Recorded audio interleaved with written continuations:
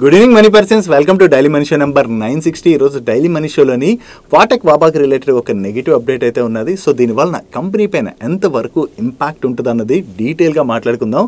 దీంతో పాటు మార్కెట్లో ఉన్న ఇంపార్టెంట్ అప్డేట్స్ అన్ని వన్ బై వన్ క్విక్గా డిస్కస్ చేసేద్దాం.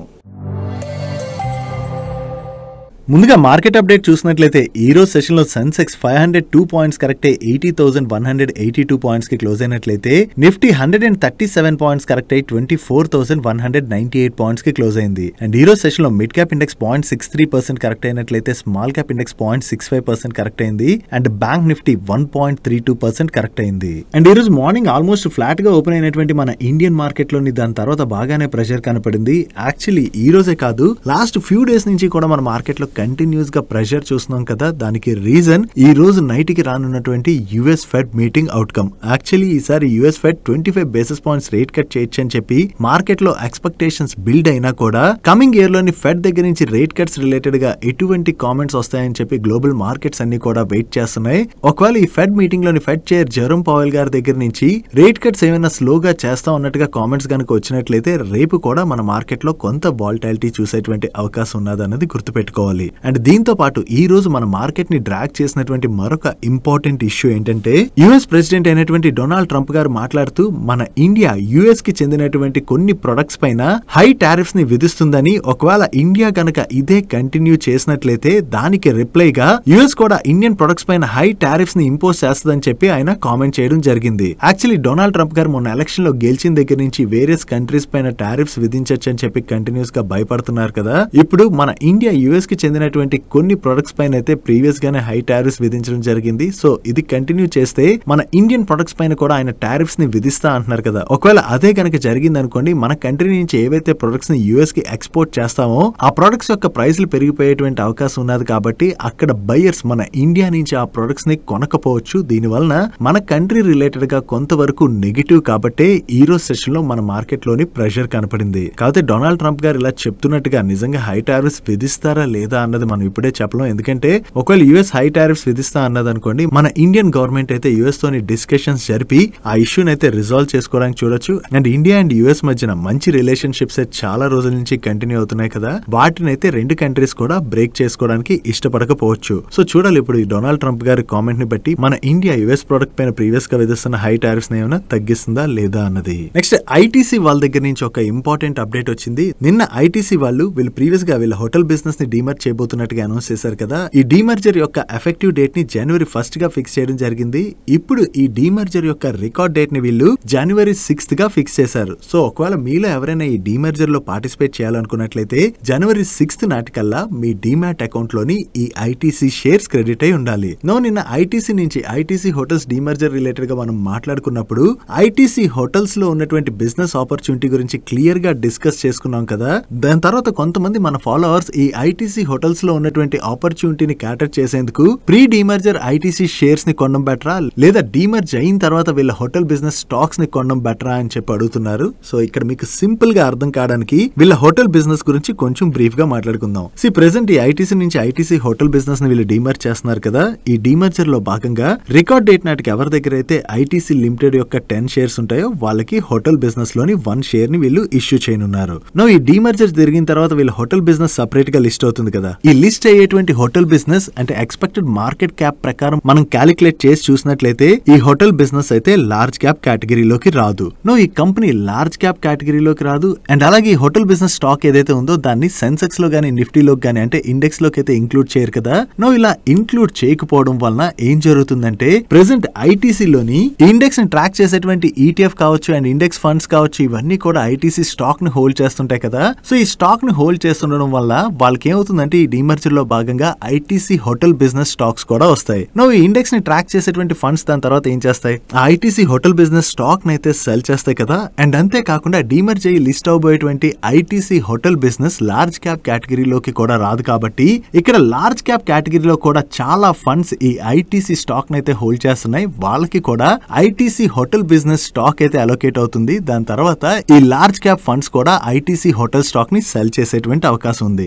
ఇలా ఇన్ని ఫండ్స్ దట్టు ఇంత లార్జ్ అమౌంట్ లో ఇన్వెస్ట్ చేసి ఉన్నాయి కదా. సో ఈ ఫండ్స్ అన్ని కూడా ఒక్కసారి ఐటీసీ హోటల్ బిజినెస్ ని కానీ సెల్ చేసాయి అనుకోండి, జనరల్ ఏం జరుగుతుంది, ఐటీసీ హోటల్ బిజినెస్ స్టాక్ లోని లిస్ట్ అయిన తర్వాత బాగానే ప్రెషర్ కనపడేటువంటి అవకాశం ఉన్నది కదా. సో దీని వల్ల లిస్ట్ అయిన తర్వాత స్టాక్ బాగా కరెక్ట్ అయింది అనుకోండి, దెన్ మనకి అట్రాక్టివ్ వాల్యుయేషన్ లోని ఆ హోటల్ బిజినెస్ స్టాక్ ని అక్వైర్ చేసేటువంటి ఆపర్చునిటీ దొరుకుతుంది. అండ్ హోటల్ ఇండస్ట్రీ గురించి మనం మాట్లాడుకోవాలంటే కోవిడ్ తర్వాత మన కంట్రీలోని ట్రావెలింగ్ అండ్ హాస్పిటాలిటీ ఇండస్ట్రీ అయితే చాలా స్ట్రాంగ్ గా గ్రో అవుతుంది కదా. అండ్ ఈ హాస్పిటాలిటీ సెక్టర్ అయితే ఇంకా బాగా గ్రో అయ్యేటువంటి స్కోప్ కూడా ఉన్నది. సో దీంతో హోటల్ కంపెనీస్ అన్ని కూడా మంచి నెంబర్స్ ని పోస్ట్ చేస్తున్నాయి అండ్ ఫ్యూచర్ లో కూడా మంచి నెంబర్స్ ని పోస్ట్ చేయొచ్చు. ఈవెన్ ఐటీసీ హోటల్స్ దగ్గర కూడా చాలా మంచి ప్రాపర్టీస్ ఉన్నాయి కాబట్టి దీని ద్వారా ఐటీసీ హోటల్స్ కూడా బాగానే గ్రో అయ్యేటువంటి స్కోప్ ఉన్నది. సో ఒకవేళ మనం డిస్కస్ చేసుకున్నట్టుగా ఈ ఫండ్స్ అన్ని ఐటీసీ హోటల్ బిజినెస్ డీమర్జ్ అయిన తర్వాత ఆ హోటల్ స్టాక్ ని కనుక సెల్ చేశారనుకోండి, స్టాక్ బాగా కరెక్ట్ అయ్యి మనకి కొంత అట్రాక్టివ్ వాల్యుయేషన్ లో దొరుకుతుంది. కాబట్టి డీమర్జర్ తర్వాత ఈ హోటల్ బిజినెస్ ని చూసుకుని అప్పుడు అక్వైర్ చేయడం బెటర్ అన్నది మా ఒపీనియన్. ఐ హోప్ మీ అందరికీ కూడా ఇది క్లియర్ గా అర్థమైంది అనుకుంటున్నాను. సో డైలీ మార్కెట్ లో వచ్చేటువంటి ఇటువంటి ఇంపార్టెంట్ ఇన్ఫర్మేషన్ ఏదైతే ఉంటుందో దాన్ని మీతో డీటెయిల్ గా షేర్ చేయడానికి మన మనీ పర్స్ టీమ్ ఏవైతే ఎఫర్ట్స్ పెడుతుందో ఆ ఎఫర్ట్స్ కనుక మీకు హెల్ప్ఫుల్ అవుతున్నట్లయితే వీడియోని మర్చిపోకుండా లైక్ చేయడానికి ప్రయత్నించండి. Next water treatment solutions provide చేసేటువంటి వాటెక్ వాబాగ్వాల్ రిలేటెడ్ గా మనం మాట్లాడుకోవాలి. వాటెక్ వాబాగ్వాల్ రిలేటెడ్ గా ఉన్న నెగిటివ్ అప్డేట్ ఏంటంటే సెప్టెంబర్ 6 రోజున ఈ వాటెక్ వాబాగ్ వాళ్ళు సౌదీ వాటర్ అథారిటీ వాళ్ళు కండక్ట్ చేసినటువంటి టెండర్ లో పార్టిసిపేట్ చేసి సక్సెస్ఫుల్ బిడ్డర్ గా సెలెక్ట్ అయ్యారు. దీనిలో భాగంగా వీళ్ళు సౌదీ అరేబియాలో 300 MLD sea water desalination plant అయితే సెటప్ చేయవలసి ఉన్నది. ఈ order value approximately 2700 crores. Now ఈ టెండర్ ని సౌదీ వాటర్ అథారిటీ వాళ్ళు క్యాన్సిల్ చేసేయడం జరిగింది. సో వీళ్ళకి వచ్చినటువంటి ఇంత పెద్ద ఆర్డర్ క్యాన్సిల్ అయిందంటే అది కంపెనీ రిలేటెడ్ గా కొంత నెగిటివ్ గానే మార్కెట్ తీసుకుంటుంది కదా. సో దీంతో ఈ న్యూస్ ని మార్కెట్ అయితే నెగిటివ్ గా తీసుకుంది. నో వీళ్ళకి వచ్చినటువంటి ఈ ఆర్డర్ క్యాన్సిల్ అయిన తర్వాత ఈ రోజు సెషన్ లో వాటెక్ వాబాగ్ వాళ్ళు దీని రిలేటెడ్ గా రెస్పాండ్ అవుతూ సౌదీ వాటర్ అథారిటీ వాళ్ళు ఏదైతే ఈ టెండర్ ని క్యాన్సిల్ చేసేసారో, అంటే వీళ్ళకి వచ్చినటువంటి ఆర్డర్ క్యాన్సిల్ అయిపోలేదు, కంప్లీట్ గా టెండర్ ఏదైతే ఉన్నదో ఆ టెండర్ ని క్యాన్సిల్ చేసేసారని అండ్ వాళ్ళు అగైన్ రీటెండర్ కండక్ట్ చేసేటువంటి అవకాశం ఉన్నట్టుగా వీళ్ళు షేర్ చేస్తున్నారు.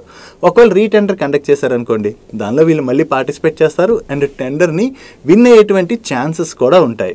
సో ఒకవేళ మళ్ళీ టెండర్ విన్ అయ్యారనుకోండి, దాని కంపెనీ రిలేటెడ్ అది పాజిటివ్ కానుంది. అండ్ దీంతో పాటుగా ఈ Q3లోని వీళ్ళకి అడిషనల్ గా 3000 crores పైనే ఆర్డర్స్ వచ్చేటువంటి అవకాశాలు ఉన్నట్లుగా కూడా వాటెక్ వాబాగ్ వాళ్ళ మేనేజ్మెంట్ షేర్ చేస్తుంది. అండ్ అంతేకాదు మనం వాటెక్ వాబాగ్ గురించి మల్టిపుల్ టైమ్స్ మాట్లాడుకున్నాం కదా, వీళ్ళ దగ్గర స్ట్రాంగ్ ఆర్డర్ బుక్ కూడా ఉన్నది. సో వీళ్ళకి మంచి ఆర్డర్ బుక్ ఉన్నది కాబట్టి లాంగ్ టర్మ్కి ఆలోచించి ఎవరైతే ఈ స్టాక్లో ఇన్వెస్ట్ చేసి ఉంటారో వాళ్ళైతే ఈ రోజు వచ్చినటువంటి నెగిటివ్ అప్డేట్ రిలేటెడ్గా మరీ అంత భయపడాల్సినటువంటి పని లేదు. అగైన్ వీళ్ళకి ఫ్యూచర్లో కూడా మంచి ఆర్డర్స్ వచ్చాయనుకోండి, లాంగ్ టర్మ్లోని స్టాక్లో అయితే మనం మంచి రన్అప్ చూసేటువంటి అవకాశం ఉంది. అండ్ అంతేకాకుండా ఈ వాటర్ థీమ్లో ఉన్నటువంటి ఆపర్చునిటీ గురించి ఈ థీమ్లో వస్తున్నటువంటి ఐపీఎస్లో మాట్లాడుకుంటున్నాం. అండ్ దీంతో పాటుగా ఈ వాటర్ థీమ్ రిలేటెడ్గా ఒక డెడికేటెడ్ వీడియో చేసాం కదా, ఆ వీడియోలో కూడా ఈ వాటర్ థీమ్లో ఉన్నటువంటి ఆపర్చునిటీ గురించి క్లియర్గా డిస్కస్ చేసుకోవడం జరిగింది. అండ్ దానివల్ల వాటెక్ వాబాగ్ వాళ్ళకి వచ్చేటువంటి బెనిఫిట్ గురించి కూడా మనం క్లియర్గా మాట్లాడుకున్నాం. నో ఇప్పుడు వీళ్ళకి వచ్చినటువంటి ఈ టెండర్ ఏదైతే క్యాన్సిల్ అయిందో దీనివల్ల స్టాక్ పైన షార్ట్ టర్మ్లో అయితే మనం ఇంపాక్ట్ చూడొచ్చు, కానీ లాంగ్ టర్మ్ రిలేటెడ్గా ఆలోచించి ఎవరైతే ఇన్వెస్ట్ చేశారో వాళ్ళైతే దీని రిలేటెడ్గా మరీ అంత భయపడిపోవాల్సినటువంటి అవసరం లేదు. ఇన్ఫ్యాక్ట్ ఇక్కడి నుంచి స్టాక్ మరికొంత కరెక్ట్ అయిందనుకోండి, మీకు బెటర్ వాల్యుయేషన్స్లోని ఈ స్టాక్ని అక్వైర్ చేసేటువంటి అవకాశం దొరుకుతుంది. ఐ హోప్ వాటెక్ వాబాగ్ రిలేటెడ్గా మీకు ఉన్నటువంటి క్వశ్చన్స్ అయితే ఈ ఎక్స్ప్లెనేషన్తో క్లియర్ అయ్యాయి అనుకుంటున్నాను. అండ్ ఈ వాటర్ థీమ్ రిలేటెడ్గా ఎవరైనా ఇంట్రెస్టెడ్గా ఉన్నట్లయితే మన ఛానల్లో ఆల్రెడీ ఈ థీమ్ రిలేటెడ్ ఒక డీటెయిల్ వీడియో చేసాం. ఆ వీడియోని ఈరోజు రైలీ మనిషి ఎండ్ కార్డులో అయితే ఉంచుతాను, మిస్ అవ్వకుండా మీ ఫ్రీ టైంలో వాచ్ చేయడానికి ప్రయత్నించండి.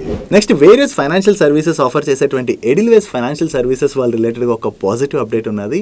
యాక్చువల్లీ మీకు గుర్తున్నట్లయితే May 29న ఈ ఎడిల్వేస్ ఫైనాన్షియల్ సర్వీసెస్కి చెందినటువంటి 2 subsidiary companies fresh loans issue చేయకూడదని అండ్ అలాగే సెక్యూరిటీ డిపాజిట్స్ అవి తీసుకోకూడదని ఇటువంటి వాటన్నిటిపైన కూడా ఆర్బీఐ వీళ్ళపైన రిస్ట్రిక్షన్స్ విధించడం జరిగింది. ఆ రిస్ట్రిక్షన్స్కి రీజన్ ఏంటంటే వీళ్ళు లోన్స్ ఇష్యూ చేస్తారు కదా, ఆ లోన్స్ రికవరీ రిలేటెడ్గా అది కొన్ని కన్సర్న్స్ రైజ్ అయ్యాయని. సో ఈ కన్సర్న్స్ రైజ్ అవడంతోనే వీళ్ళపైన ఆర్బీఐ ఆ టైంలోని ఈ రిస్ట్రిక్షన్స్ విధించడం జరిగింది. నో ఆర్బీఐ విధించినటువంటి ఈ రిస్ట్రిక్షన్స్తో వీళ్ళు ఏవైతే ఇష్యూస్ ఉన్నాయో ఆ ఇష్యూస్ అన్నిటిని కూడా వీళ్ళు సార్ట్అవుట్ చేసుకుంటూ వచ్చారు. సో వీటిని వీళ్ళు సార్ట్అవుట్ చేసుకోవడం వలన వీళ్ళపైన ఆర్బీఐ ఏదైతే ప్రీవియస్గా బ్యాన్ విధించిందో ఆ బ్యాన్ ఇప్పుడు లిఫ్ట్ చేయడం జరిగింది. నో ఆర్బీఐ ఆ బ్యాన్ లిఫ్ట్ చేసేసింది కాబట్టి వీళ్ళకి ఫ్రెష్ బిజినెస్ అయితే జరిగేటువంటి అవకాశాలు ఉన్నాయి. సో ఇది ఎడిల్వేస్ ఫైనాన్షియల్ సర్వీసెస్ వాళ్ళ రిలేటెడ్గా మనం పాజిటివ్గా చూడొచ్చు. Next solar EPC services provide చేసేటువంటి జెన్సాల్ ఇంజనీరింగ్ వాళ్ళ రిలేటెడ్గా ఒక పాజిటివ్ అప్డేట్ ఉన్నది. వీళ్ళకి పంజాబ్ కి చెందినటువంటి ఒక స్టీల్ ప్రొడక్ట్ కంపెనీ నుంచి కొత్తగా ఒక ఆర్డర్ విన్ అయ్యారు. ఈ ఆర్డర్ లో భాగంగా వీళ్ళు పంజాబ్ లోని 22 మెగావాట్ సోలార్ పీవీ ప్రాజెక్ట్ ని సెటప్ చేయవలసి ఉన్నది. అండ్ ఈ ఆర్డర్ వాల్యూ అప్రాక్సిమేట్లీ 88 crores. దీన్ని వీళ్ళు 6 months లో ఎగ్జిక్యూట్ చేయాలి. సో వీళ్ళు కొత్తగా ఏదైతే ఈ ఆర్డర్ విన్ అయ్యారో ఇది జెన్సాల్ ఇంజనీరింగ్ వాళ్ళ రిలేటెడ్ గా మనం పాజిటివ్ గా చూడొచ్చు. Next wind turbine generators manufacture చేసేటువంటి ఐనాక్స్ విండ్ లిమిటెడ్ వాళ్ళ రిలేటెడ్ గా ఒక పాజిటివ్ అప్డేట్ ఉన్నది. వీళ్ళకి సెరెంటికా రెన్యూబుల్స్ అనేటువంటి కంపెనీ నుంచి 60 మెగావాట్ ఆర్డర్ ని విన్ అయ్యారు. ఈ ఆర్డర్ లో భాగంగా వీళ్ళు 3 మెగావాట్ ఈచ్ కెపాసిటీతో ఉన్నటువంటి విండ్ టర్బైన్ జనరేటర్స్ ని సప్లై చేయవలసి ఉన్నది. అండ్ వీటిని సప్లై చేయడంతో పాటు ఈ ప్రాజెక్ట్ ని కమిషన్ చేసి మల్టీ ఇయర్ పాటు ఈ project operation and maintenance services కూడా వీళ్ళు అందించాలి. సో వీళ్ళు కొత్తగా ఏదైతే ఈ ఆర్డర్ విన్నారో ఇది ఐనాక్స్ విండ్ లిమిటెడ్ వాళ్ళ రిలేటెడ్ గా మనం పాజిటివ్ గా చూడొచ్చు. నెక్స్ట్ డీలక్స్ పెయింట్స్ మ్యానుఫ్యాక్చర్ చేసేటువంటి యాక్జో నోబెల్ వాళ్ళ రిలేటెడ్ గా ఒక న్యూస్ అయితే సర్క్యులేట్ అవుతున్నది. ఈ యాక్జో నోబెల్ లోని వీళ్ళ ప్రమోటర్స్ ప్రెసెంట్ 75% స్టేక్ ని అయితే హోల్డ్ చేస్తున్నారు. వీళ్ళు హోల్డ్ చేస్తున్నటువంటి ఈ ఎంటైర్ స్టేక్ ని అక్వైర్ చేసేందుకు గాను Pidilite industries, JSW paints, Indigo paints ఇటువంటి కంపెనీస్ అన్ని కూడా పోటీ పడుతున్నాయని and JSW paints and Indigo paints వాళ్ళు ప్రైవేట్ ఈక్విటీ ప్లేయర్స్ తో కలిపి ఈ స్టేక్ ని అక్వైర్ చేయడానికి చూస్తున్నట్లయితే పెడిలైట్ ఇండస్ట్రీస్ వాళ్ళు వాళ్ళ కంపెనీలో షేర్స్ ని ఈ యాక్జో నోబెల్ యొక్క ప్రమోటర్స్ కి ఇష్యూ చేయడం ద్వారా ఈ యాక్జో నోబెల్ లో స్టేక్ అయితే అక్వైర్ చేయడానికి వీళ్ళు ప్రయత్నిస్తున్నారని చెప్పి ఈ రోజు వేరియస్ మీడియా ప్లాట్ఫామ్స్ రిపోర్ట్ చేయడం జరిగింది. ఒకవేళ యాక్జో నోబెల్ ప్రమోటర్స్ దగ్గర నుంచి గనక మన ఇండియాకి చెందినటువంటి పెయింట్ కంపెనీస్ లో ఏదైనా కంపెనీ మెజారిటీ స్టేక్ ని అక్వైర్ చేసింది అనుకోండి, ఈ యాక్జో నోబెల్ యొక్క బిజినెస్ ని వీళ్ళు రివైవ్ చేసేటువంటి అవకాశం ఉంది. ఎందుకంటే వీళ్ళ ప్రమోటర్స్ ఎగ్జిట్ అయ్యి దీనిలోకి స్ట్రాంగ్ ప్రమోటర్స్ వచ్చారనుకోండి, జనరల్ ఏం చేస్తారు స్ట్రాంగ్ ప్రమోటర్స్ ఆ బిజినెస్ ని స్ట్రాంగ్ గా గ్రో చేసేందుకు గాను వాళ్ళు వేరే స్టెప్స్ తీసుకునేటువంటి అవకాశం ఉన్నది. ఇది ఓవరాల్ గా యాక్జో నోబెల్ రిలేటెడ్ గా పాజిటివ్ అవుతుంది. బట్ ఇప్పటి వరకు ఇది మీడియా ప్లాట్ఫామ్స్ వాళ్ళ సోర్సెస్ ద్వారా షేర్ చేస్తున్నటువంటి ఇన్ఫర్మేషన్ మాత్రమే. దీని రిలేటెడ్ గా యాక్జో నోబెల్ వాళ్ళ దగ్గర నుంచి ఏదైనా క్లారిఫికేషన్ వస్తుందేమో చూడాలి. నెక్స్ట్ మన ఇండియన్ మార్కెట్ లోని F&O సెగ్మెంట్ లో ఉన్నటువంటి రిస్క్ ని అర్థం చేసుకోకుండా ఈ సెగ్మెంట్ లోని రీటైల్ పార్టిసిపేషన్ అయితే చాలా ఎక్కువగా పెరిగిపోతుందని అండ్ చాలా మంది రీటైల్ ఇన్వెస్టర్స్ ఈ F&O సెగ్మెంట్ లో నష్టపోతున్నట్టుగా సెబీ మల్టిపుల్ టైమ్స్ కన్సర్న్స్ అయితే రైజ్ చేసింది కదా. బట్ స్టిల్ F&O సెగ్మెంట్ లో వాల్యూమ్స్ అయితే కంట్రోల్ అవ్వకపోవడంతో ఈ సెగ్మెంట్ లోని రీటైల్ ఇన్వెస్టర్స్ పార్టిసిపేషన్ ని కంట్రోల్ చేసేందుకు సెబీ అయితే కొన్ని కొత్త రూల్స్ ని ఇంప్లిమెంట్ చేయడం జరిగింది. సో ఈ కొత్త రూల్స్ ని ఇంప్లిమెంట్ చేసిన తర్వాత ఈ సెగ్మెంట్ లో పార్టిసిపేట్ చేయాలంటే రీటైల్ ఇన్వెస్టర్స్ దగ్గర చాలా ఎక్కువ అమౌంట్ అవసరం అవుతుంది. కాబట్టి కొంతవరకు ఈ F&O సెగ్మెంట్ లో వాల్యూమ్స్ అయితే కంట్రోల్ అవుతున్నట్లుగా మనకి ఇక్కడ కనబడుతున్నటువంటి డేటా బట్టి అర్థం చేసుకోవచ్చు. ఈ డేటాని ఎస్ సెక్యూరిటీస్ వాళ్ళు షేర్ చేస్తున్నారు. అక్టోబర్ తర్వాత మీరు చూసినట్లయితే NSE future and options turn over లోని ఒక్కసారి మనకి డ్రాప్ కనపడుతుంది. ఈవెన్ నవంబర్ తర్వాత ఈ డిసెంబర్ లో కూడా ఒక్కసారి F&O సెగ్మెంట్ లో టర్న్ ఓవర్ లో అయితే డ్రాప్ కనిపిస్తుంది. F&O సెగ్మెంట్ లోని వాల్యూమ్స్ తగ్గినా మరి ఆ మనీ అంతా ఎక్కడికి మూవ్ అవుతుంది ఆ డేటాని అయితే మీరు ఇక్కడ చూడొచ్చు. సో F&O సెగ్మెంట్ లోని వాల్యూమ్స్ కొంత కంట్రోల్ అయిన తర్వాత రీటైల్ పార్టిసిపేషన్ SME సెగ్మెంట్ లోని చాలా ఎక్కువగా పెరిగినట్లుగా మీరు ఇక్కడ కనబడుతున్నటువంటి ఇమేజ్ ని బట్టి అర్థం చేసుకోవచ్చు. అక్టోబర్ నుంచి డిసెంబర్ మధ్యలో మీరు చూసినట్లయితే ఇక్కడ ఎల్లో లైన్ కనబడుతుంది కదా, ఆ ఎల్లో లైన్ లో క్లియర్ గా మనకి జంప్ కనపడుతుంది చూడండి. SME సెగ్మెంట్ కూడా హై రిస్క్ ఉన్నటువంటి సెగ్మెంట్. ఎందుకంటే ఈ సెగ్మెంట్ లో ఏవైతే కంపెనీస్ ఉంటాయో ఆ కంపెనీస్ రిలేటెడ్ గా మనకి కంప్లీట్ డేటా అన్నది దొరకదు. సో మీలో ఎవరైనా SME సెగ్మెంట్ లో ఒకవేళ పార్టిసిపేట్ చేస్తున్నట్లయితే ఆ సెగ్మెంట్ లో ఉన్నటువంటి రిస్క్ ని అయితే అర్థం చేసుకోండి. ఈ రిస్క్ ని అర్థం చేసుకోకుండా SME సెగ్మెంట్ లో కనుక ఇన్వెస్ట్ చేశారనుకోండి ఒక్కోసారి మీ డబ్బుల్ని కోల్పోయేటువంటి ప్రమాదం ఉన్నది. SME సెగ్మెంట్ తర్వాత ఇన్వెస్టర్స్ యొక్క ఇంట్రెస్ట్ మైక్రో క్యాప్ స్టాక్స్ లో ఎక్కువగా కనబడుతుంది. ఇక్కడ మీకు ఎల్లో లైన్ పైన మరొక లైన్ ఉన్నది కదా, అది మైక్రో క్యాప్ సెగ్మెంట్ లో పెరుగుతున్నటువంటి వాల్యూమ్స్ అక్టోబర్ టు డిసెంబర్ మధ్యన ఎలా పెరిగిందో చూడండి. అండ్ మైక్రో క్యాప్ తర్వాత స్మాల్ క్యాప్స్ లోని ఇక్కడ స్కై బ్లూ కలర్ లైన్ కనబడుతుంది కదా, ఆ లైన్ స్మాల్ క్యాప్స్ రిలేటెడ్ గా. సో ఈ స్మాల్ క్యాప్ లో కూడా టర్న్ ఓవర్ బాగానే పెరుగుతుంది. F&O సెగ్మెంట్ లో ఎవరైతే పార్టిసిపేట్ చేశారో అక్కడ కంట్రోల్ అవడంతో వాళ్ళైతే SMEs, micro caps and small caps పైన ఇంట్రెస్ట్ చూపెడుతున్నట్టుగా ఈ డేటాని బట్టి మనం అర్థం చేసుకోవచ్చు. నెక్స్ట్ కర్ణాటక గవర్నమెంట్ త్వరలోనే ఐరన్ ఓర్ ప్రైసెస్ పైన డ్యూటీని పెంచేటువంటి అవకాశం ఉన్నట్లుగా ఈ రోజు వేరియస్ మీడియా ప్లాట్ఫామ్స్ రిపోర్ట్ చేస్తున్నాయి. ఒకవేళ ఈ ఐరన్ ఓర్ ప్రైసుల పైన కర్ణాటక గవర్నమెంట్ డ్యూటీని పెంచినట్లయితే అది NMDC వాళ్ళ రిలేటెడ్ గా మనం నెగిటివ్ గా చూడొచ్చు. ఎందుకంటే ఈ NMDC వాళ్ళకి వచ్చేటువంటి ఓవరాల్ మిక్స్ లోని 35% of the contribution Karnataka state నుంచే వస్తుంది. సో కర్ణాటక గవర్నమెంట్ కనుక ఈ స్టెప్ తీసుకున్నట్లయితే దాని యొక్క ఇంపాక్ట్ వీళ్ళ మీద ఎక్కువగా పడుతుంది. కాబట్టి ఇది NMDC రిలేటెడ్ గా నెగిటివ్. నెక్స్ట్ నేను మన మార్కెట్ లూజ్ అయిన తర్వాత అదానీ గ్రూప్ కంపెనీ అయినటువంటి అంబుజా సిమెంట్స్ వాళ్ళ దగ్గర నుంచి ఒక ఇంపార్టెంట్ అనౌన్స్మెంట్ వచ్చింది. వీళ్ళ సబ్సిడరీ కంపెనీస్ అయినటువంటి సాంఘి ఇండస్ట్రీస్ అండ్ అలాగే పెన్నా సిమెంట్ ఈ రెండిటిని కూడా అంబుజా సిమెంట్ లోని మర్జ్ చేయబోతున్నట్టుగా వీళ్ళు అనౌన్స్ చేశారు. ఈ మర్జర్ యొక్క రేషియో మనం చూసినట్లయితే పెన్నా సిమెంట్ అంబుజా సిమెంట్ లో వీళ్ళు వీళ్ళు మర్జ్ చేసేస్తారు కదా. ఈ మర్జర్ కి గాను పెన్నా సిమెంట్ యొక్క ఎగ్జిస్టింగ్ షేర్ హోల్డర్స్ ఎవరైతే ఉంటారో వాళ్ళు ఈచ్ షేర్ కి వీళ్ళు 321 రూపీస్ పే చేయనున్నారు. అండ్ సాంఘి ఇండస్ట్రీస్ విషయంకి వచ్చేసరికి ఇది కూడా లిస్టెడ్ కంపెనీయే. సో ఈ సాంఘి ఇండస్ట్రీస్ మర్జర్ లో భాగంగా వీళ్ళు రికార్డ్ డేట్ నాటికి ఎవరి దగ్గర అయితే ఈ సాంఘి ఇండస్ట్రీస్ యొక్క 100 షేర్స్ ఉంటాయో వాళ్ళకి అంబుజా సిమెంట్ లోని 12 షేర్స్ ని ఇష్యూ చేయనున్నారు. సో ఈ మర్జర్ రేషియో ప్రకారం మనం నిన్నటి క్లోజింగ్ ప్రైస్ తో క్యాలిక్యులేట్ చేసి చూసినట్లయితే ఓవరాల్ గా సాంఘి ఇండస్ట్రీస్ యొక్క షేర్ హోల్డర్స్ కి ఇది కొంతవరకు నెగిటివ్ గానే మనం చూడొచ్చు. ఎందుకంటే వాళ్ళ 100 షేర్స్ వాల్యూ ఏదైతే ఉన్నదో అది అంబుజా సిమెంట్ యొక్క 12 షేర్స్ వాల్యూ కన్నా కూడా చాలా ఎక్కువ.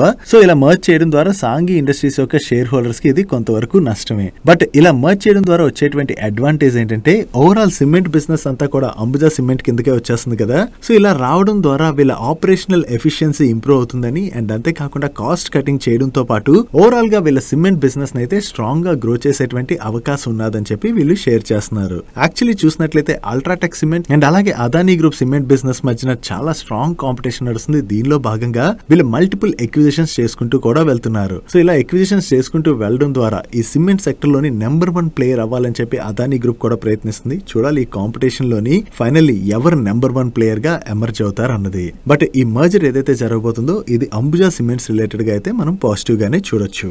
నెక్స్ట్ ఎవ్రీ ఇయర్ మన యూనియన్ బడ్జెట్ ఫిబ్రవరి 1 రోజున జరుగుతుంది కదా. ఈసారి ఫిబ్రవరి 1 కాకపోతే సాటర్డే అవడం వలన ఆ రోజు generally stock market holiday. But both exchanges BSE and NSE ఫిబ్రవరి 1 రోజు బడ్జెట్ సెషన్ ఉంటుంది కాబట్టి సాటర్డే అయినా కూడా ఆ రోజు మార్కెట్ ని ఓపెన్ చేయాలని చెప్పి రెండు ఎక్స్చేంజెస్ కూడా ఉన్నటువంటి ఆప్షన్స్ ని ఎవాల్యుయేట్ చేస్తున్నట్లుగా ఎకనామిక్ టైమ్స్ వాళ్ళు వాళ్ళ సోర్సెస్ ద్వారా తెలిసిన ఇన్ఫర్మేషన్ ని షేర్ చేస్తున్నారు. యాక్చువల్లీ ప్రీవియస్ గా 2015 లో బడ్జెట్ డే రోజు సాటర్డే అయినా కూడా మార్కెట్ ని అయితే ఓపెన్ చేశారు. అండ్ అలాగే 2020 లో కూడా ఇటువంటి సినారియో జరిగింది.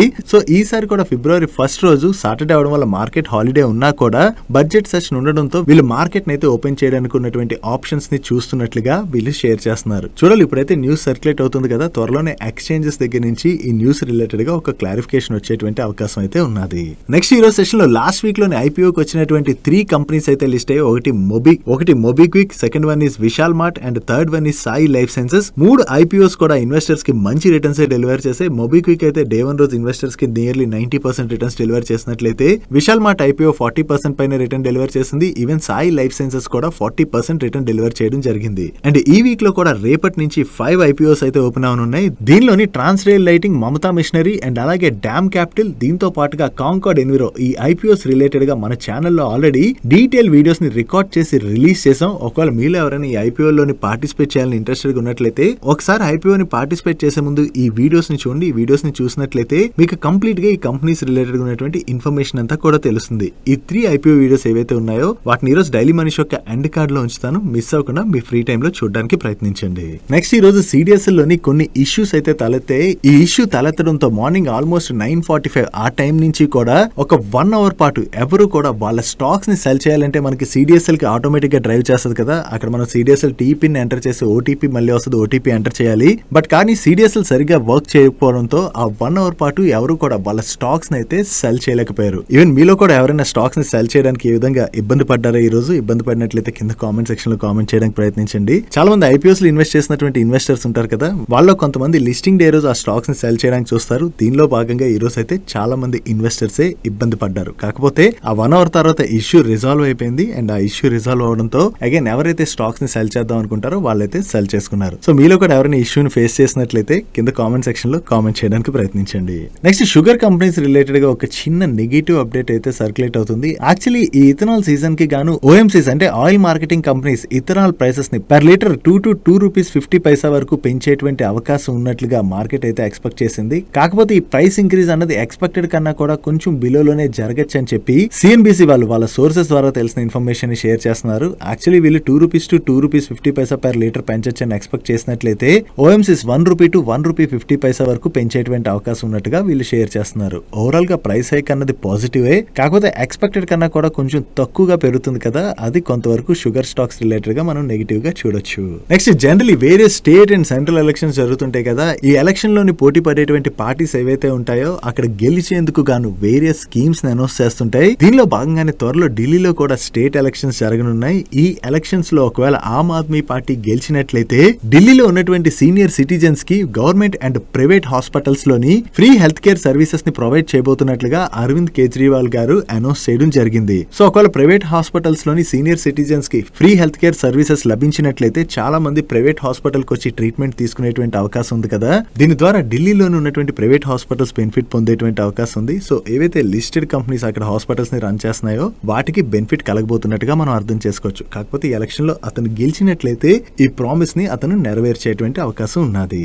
నెక్స్ట్ త్వరలో స్టీల్ కంపెనీస్ రిలేటెడ్ గా గవర్నమెంట్ నుంచి ఒక పాజిటివ్ న్యూస్ వచ్చేటువంటి అవకాశాలు అయితే కనిపిస్తున్నాయి. యాక్చువల్లీ చైనా నుంచి మన కంట్రీలోకి ఈ స్టీల్ సెక్టర్ లో స్ట్రాంగ్ గా డంపింగ్ జరుగుతుండడంతో ఈ స్టీల్ సెక్టర్ లో ఉన్నటువంటి కంపెనీస్ అన్ని కూడా చాలా స్ట్రగుల్ అవుతూ వచ్చాయి. సో మన లోకల్ ఇండస్ట్రీని ప్రొటెక్ట్ చేసేందుకు గాను ఈ స్టీల్ ఇంపోర్ట్స్ పైన 25% సేఫ్ గార్డ్ డ్యూటీని విధించాలని చెప్పి ఈ స్టీల్ ఇండస్ట్రీ మొత్తం డీజీటీఆర్ కి వాళ్ళ రిప్రజెంటేషన్ అయితే సబ్మిట్ చేశాయి. సో ఇంకా డీజీటీఆర్ ఫైనాన్స్ మినిస్ట్రీకి దీని రిలేటెడ్ గా రికమెండ్ చేయవలసి ఉన్నదని అండ్ వన్స్ రికమెండ్ చేసిన తర్వాత ఫైనల్ డిసిషన్ ఫైనాన్స్ మినిస్ట్రీ తీసుకోవచ్చు. ఒకవేళ ఫైనాన్స్ మినిస్ట్రీ కనుక దీనికి గనక అప్రూవల్ ఇచ్చి స్టీల్ ఇంపోర్ట్స్ పైన ఈ 25% సేఫ్ గార్డ్ డ్యూటీని విధించినట్లయితే మన లోకల్ స్టీల్ కంపెనీస్ ఏవైతే ఉంటాయో అవన్నీ కూడా బెనిఫిట్ పొందబోతున్నట్టుగా మనం అర్థం చేసుకోవచ్చు. బట్ ఈ న్యూస్ ఏదైతే ఉన్నదో ఇది ఇంకా కన్ఫర్మ్ న్యూస్ కాదు. మీడియా ప్లాట్ఫామ్స్ వాళ్ళ సోర్సెస్ ద్వారా తెలిసిన ఇన్ఫర్మేషన్ ని షేర్ చేస్తున్నాయి. చూడాలి త్వరలో గవర్నమెంట్ నుంచి దీని రిలేటెడ్ గా ఏదైనా అనౌన్స్మెంట్ వస్తుందేమో. Next health and life insurance product premiums పైన జీఎస్టీని అయితే తగ్గించచ్చు అని చెప్పి చాలా రోజుల నుంచి న్యూస్ సర్క్యులేట్ అవుతుంది కదా. దీని రిలేటెడ్ గా ఆల్రెడీ గ్రూప్ ఆఫ్ మినిస్టర్స్ అయితే జీఎస్టీ కౌన్సిల్ కి రిపోర్ట్ ని సబ్మిట్ చేసేసారని, సో దీనిపైన డిసిషన్ తీసుకునేందుకు గాను జీఎస్టీ కౌన్సిల్ ఈ December 21 మీట్ అవబోతున్నట్లుగా ఎకనామిక్ టైమ్స్ వాళ్ళు వాళ్ళ సోర్సెస్ ద్వారా తెలిసిన ఇన్ఫర్మేషన్ ని షేర్ చేస్తున్నారు. ఒకవేళ GST council health and life insurance premiums పైన జీఎస్టీని గనక తగ్గించినట్లయితే ఈ పాలసీస్ తీసుకునేటువంటి పాలసీ హోల్డర్స్ దీని ద్వారా బెనిఫిట్ పొందబోతున్నట్టుగా మనం అర్థం చేసుకోవచ్చు. అండ్ అంతేకాకుండా ప్రీమియం వాల్యూ కూడా కొంచెం తగ్గుతుంది కాబట్టి మరింత ఎక్కువ మంది life and health insurance policies తీసుకునేటువంటి అవకాశం ఉన్నది. కాబట్టి ఇది ఈ ఇన్సూరెన్స్ కంపెనీస్ కి కూడా పాజిటివ్ కానుంది. చూడాలి జీఎస్టీ కౌన్సిల్ దీని రిలేటెడ్ గా ఎప్పుడు ఫైనల్ డిసిషన్ తీసుకుంటుంది అన్నది. యాక్చువల్లీ న్యూస్ చాలా రోజుల నుంచి నడుస్తూనే ఉన్నది. సో త్వరలో అనౌన్స్మెంట్ కనుక వచ్చినట్లయితే ఇది ఒక రకంగా ఈ ఇన్సూరెన్స్ కంపెనీస్ కే కాదు పాలసీ హోల్డర్స్ కి కూడా బిగ్ రిలీఫ్ గానే మనం అర్థం చేసుకోవచ్చు. That's it for today's daily మంచి గైస్. ఈ రోజు డైలీ మంచిలో మే షేర్ చేసిన ఇన్ఫర్మేషన్ మీకు నచ్చినట్లయితే ఈ వీడియోని లైక్ చేయండి. అండ్ ఈ video me friends and family members helpful అవుతుంటే ఈ వీడియోని వాళ్ళకి షేర్ చేయండి. అండ్ మీరు ఇదే ఫస్ట్ టైం మన మనీ పర్స్ ఛానల్కి వచ్చి ఛానల్ ఇంకా సబ్స్క్రైబ్ చేసుకోలేనట్లయితే ఇక్కడున్న ఛానల్ లోగో మీద క్లిక్ చేసి ఛానల్ సబ్స్క్రైబ్ చేసుకుంటూ పక్కన బెల్ ఐకాన్లోని ఆల్ నోటిఫికేషన్స్ యాక్టివేట్ చేసుకోండి. నేను చంద్రశేఖర్ పత్రి మరొక ఇంట్రెస్టింగ్ వీడియోతో కలుద్దాం. Good night.